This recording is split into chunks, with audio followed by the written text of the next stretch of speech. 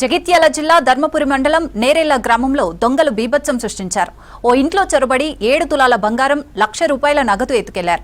ఈ నెల 12న బాధితుడు కుటుంబ సభ్యులతో కలిసి విశాఖపట్నం వెళ్లాడు.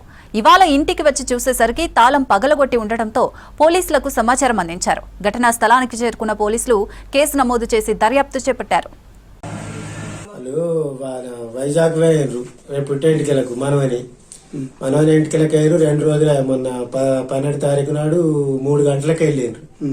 3 గంటలకు వెళ్తే ఇక 2 రోజులే చూసి అటు ఇటు చూసుకుంటా పొమ్మన్నాడు మా అన్న.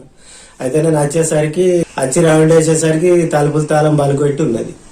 ఇళ్ళకెళ్ళి 4 తులాల బంగారం, వారం ఒకటి పోయింది, కమ్మరి బుట్టాలు 1.5 తులం అయినాయి.